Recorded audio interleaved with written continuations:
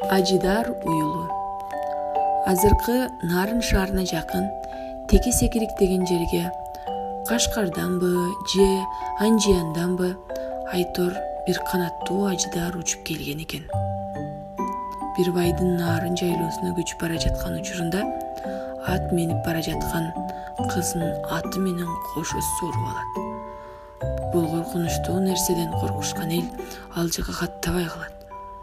Ошентип ажидардын дайыны билинбей калат. Нарындын башы Кеңсаз жайлоосунан бир жылкычы үйүр жылкысын жоготуп жиберет. Ал жылкысын издеп жүрүп 7-8 жапайы эчки булактар менен оттоп жүргөнүн көрөт. Жашыл шиберге атын өтөргөнү, эс алганы жылкычы аттан түшүп, баягы эчки улактарды карап олтуруп калат. Бир маалда катуу ышкырык чыгып, ышкырык чыккан жака коктудан ылдый баягы эчкилер чуркап жөнөйт. «Апей, бул эмне деген шумдук?» деп жылкычы артынан кошо барып караса, те алыскы бойдо ажидар жатып алып, эчкилерди соруп жатканын көрөт. «Мына кызык, эмне болор экен?» деп жылкычы жашынып карап турат. Ажидар эчкилерди соруп, андан кийин оролуп күнгө кактанып жатат. Ажидардын көлөмү чоң боз үйдөй болот. Башында чоң табактай көзү болот. Анан баягы жылкычы эси чыгып айылына келет.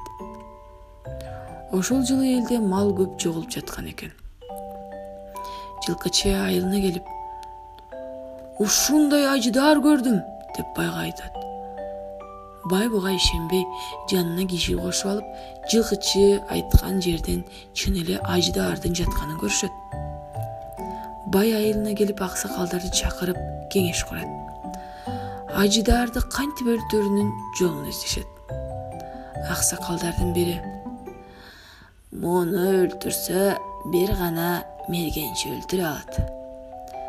Ал моңолдор уурусунан чыккан Токтомамут деген мергенчи» дейт. Токтомамут мергенчи Арпа жайлоосунун Керегесаз деген жеринде жайлоочу экен. Аксакалдар кеңешип мергенчини алдырмак болушат. Ага кошуп 5-6 мергенчини да чакырышат. Бирок жалгыз Токтомамуттан башкасы ажидарды өлтүрүүдөн баш тартат. Токтомамут мергенчи: «Гөлдө бир чоң манаптын кара келте деген мылтыгын алдыргыла. Ошо менен гана атууга болот» дейт. Аксакалдар киши жиберип, кара келтени ок дарысы менен алдырышат. Түнкүсүн ажидар уюгуна кирип кетет. Ажидар жаткан жактагы кичинекей дөбөгө ороо казып, тегерегине таштан дубал карат. Мергенчинин денесин аркан менен чырмап, ороого түшүрөт. Мергенчи мылтыгын октоп, ажидарды аңдып жатып калат.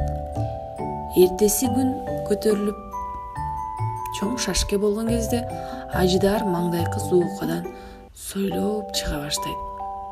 Мергенчи: «Эми болору болду» деп жата берет.